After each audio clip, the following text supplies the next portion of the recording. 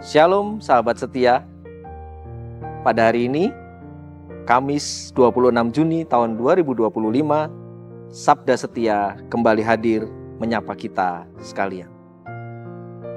Renungan harian GKJ Salatiga, Sabda Setia, susah enak tetap ingat Allah, mengambil tema bersyukur yang didasarkan pada bacaan firman Tuhan dalam Kolose 3 ayat 12 sampai 17. Sebelum kita membaca dan merenungkan firman Tuhan, marilah bersama-sama kita berdoa, memohon pertolongan Tuhan. Bapa kami yang baik, hati kami melimpah dengan syukur atas berkat yang Tuhan sudah curahkan bagi kami. Kami mohon Roh Kudus menyertai kami dalam memahami kehendak-Mu melalui firman pada saat ini. Di dalam nama Tuhan Yesus kami memohon. Amin. Sahabat setia, ayat nats yang menjadi perenungan kita pada hari ini terambil dari Kolose 3 ayat 15b. Ayat tersebut berbunyi demikian. Hendaklah kamu bersyukur. Dan judul renungan kita pada hari ini, bersyukur dalam hubungan yang sulit. Sahabat setia yang terkasih, hubungan antar manusia tidak selalu mulus. Baik itu dalam keluarga, komunitas, bahkan dalam pelayanan gereja. Selisih paham, gesekan pendapat, konflik, dan luka hati bisa saja terjadi. Dalam era digital saat ini, kita mudah untuk meng-unfriend seseorang ataupun memblokir orang lain.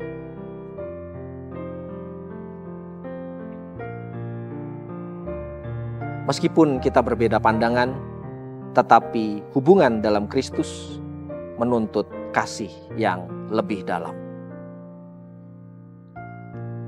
Sahabat setia yang terkasih, Paulus menasihati jemaat di Kolose untuk mengenakan belas kasihan, kerendahan hati, dan pengampunan. Ia menutup nasihatnya dengan satu hal yang penting, yaitu bersyukur. Mengapa bersyukur disebut dalam konteks relasi? Sahabat setia, rasa syukur menolong kita untuk melihat orang lain bukan dari kekurangannya, tetapi melihat orang lain sebagai sesama ciptaan. Orang lain merupakan ciptaan Tuhan yang juga dikasihi oleh Tuhan. Saat kita bersyukur atas kehadiran orang lain, kita akan lebih mudah memberi ruang bagi perbedaan serta lebih mudah untuk mengampuni kesalahan. Hubungan yang sulit bisa saja menjadi sarana pertumbuhan rohani, di mana Tuhan kadang mengizinkan orang tertentu hadir dalam hidup kita, bukan untuk membuat kita nyaman, tetapi untuk membentuk karakter kita. Dalam proses itulah, bersyukur menjadi kunci agar kita tidak mengeraskan hati.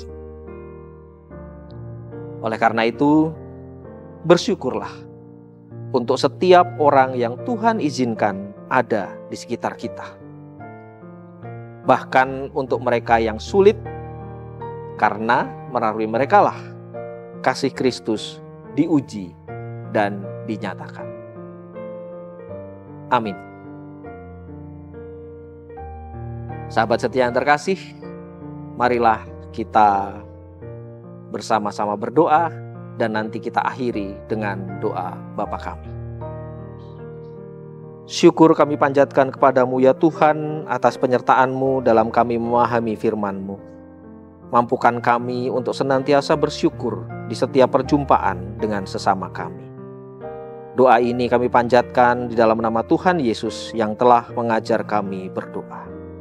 Bapa kami yang di surga, dikuduskanlah namamu, datanglah kerajaan-Mu, jadilah kehendak-Mu di bumi seperti di surga.